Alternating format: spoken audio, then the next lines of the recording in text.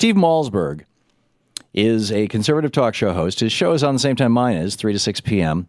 They run it at newsmax.com /live and also on Sirius XM radio, channel 166. Hello, Thom Hartmann. And hello, Steve Malzberg. So we are combining our shows and our audiences today. Yes. And thank you very much for suggesting this. It's a great idea. I think it's fun. You and I have talked in the past. For those people who don't know, I was at WOR, and we would do this. And we could talk about a lot of things. I don't know if the Benghazi hearings impressed you much. So I want to talk about something that my friends at Newsbusters, Tim Graham specifically, did a story on something that you had said. Yeah. And it talked about terrorism. And you were arguing that Christianity and Islam each contain what you called a small cult, quote unquote, of persons prone to violent terrorism. One isn't more dangerous than the other.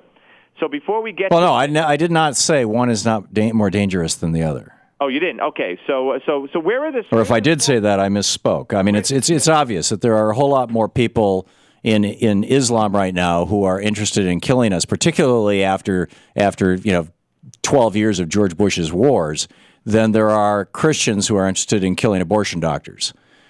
Or blowing up, How many abortion doctors have been killed, and by how many Christians? I haven't been keeping track of that. Is it one? Is it two? It's not hard to keep track. Yeah, actually, this is not. And the Christians who did it, did they say they did it for Jesus? The one or two, were they Christians? Steve, I've already agreed with you. No. My point is that we should be, if you want to make this into a Christian versus Islam thing, then maybe we should be looking at what we're doing in the Muslim world that might be causing this. Why is it that they're interested in killing us and not Canadians? But I thought that the other thing that I thought was particularly interesting was here that got you going was I was saying we got an industry in the United States that kills 500,000 people a year intentionally. The only outcome of tobacco when used as directed is death.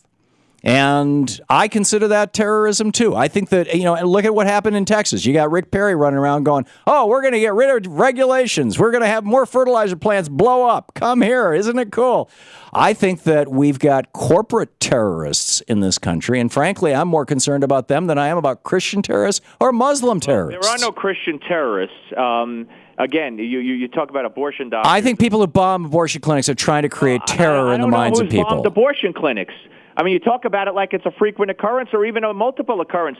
You can't even name I think, the guy who blew up the abortion clinics being bombed. Now, by the way, there was just an Al-Qaeda plot broken up to bomb the Canadian transit system. So they hate Canada, too. Well, Canada, joined us. They joined George Bush's jihad in 2002. There was no terrorism before that. You see, George. Not in Canada, really, no. No, I'm talking about anywhere. All right. Well, I'm saying if you kick a beehive, you're going to get stung. Right. So the beehive are like in the Palestinian territories. And tragically, the situation, the beehive. What we're doing is we're feeding the beehive. In fact, for a long time, our policies were to, with Saddam Hussein and Iran. We were funding or feeding both ends. We were giving Iran intelligence. We were giving Saddam Hussein chemical weapons. Ridiculous that is at this point in history. Do you realize how insane that is? They blew. If there was no oil in that region, if we hadn't made, they hit the World Trade Center the first time under Bill Clinton. Do you understand that?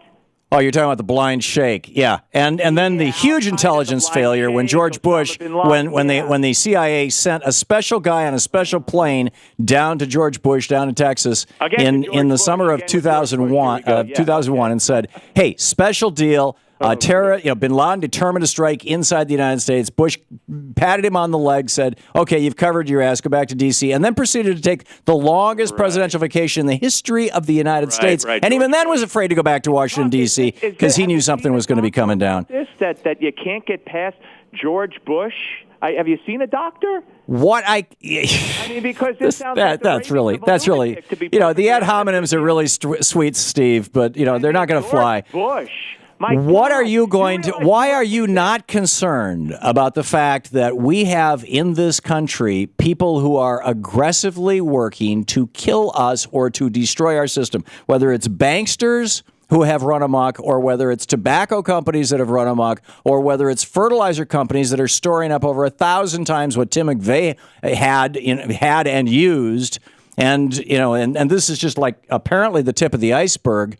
And yet you continue to say, oh, but, we shouldn't have government looking into these things because government is us, after all. George Washington created. No, actually, you don't say that, do you? You say government is evil. I've just been responding to you saying George Bush and blowing up abortion clinics. I really haven't said much. Now, what about pressure cookers?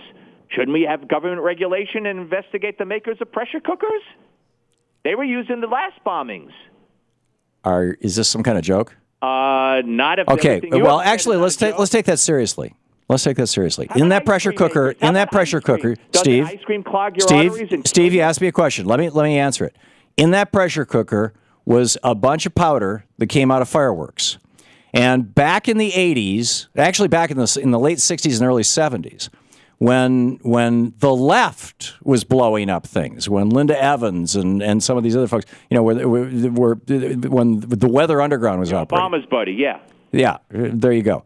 Bill Ayers and Bernadette Dohrn. When they were doing that, there was legislation being proposed that would put a chemical taggant into black powder, gunpowder, smokeless powders, so that you could track it back to its place of origin or its place of sale.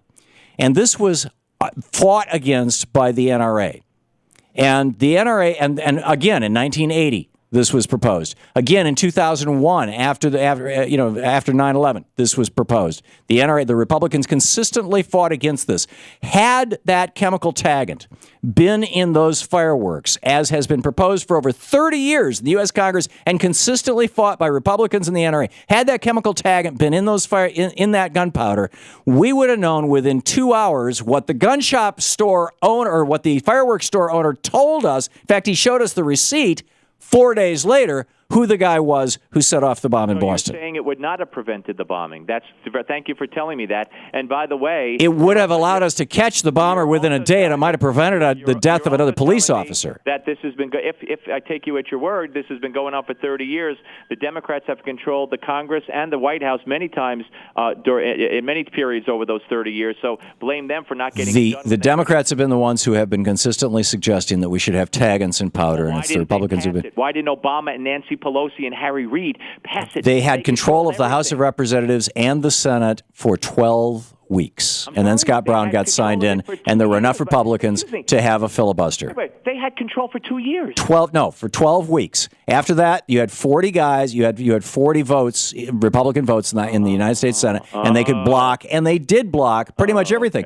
Okay. They blocked a piece of legislation that would have stopped the tax breaks to companies for outsourcing factories overseas. So are you suggesting we close McDonald's and Burger King and fertilizer plants? No, I got no problem with McDonald's or Burger Kings, but I think if a fertilizer plant is going to have 1,000 Tim McVeigh bombs in their backyard illegally, that we should know about it.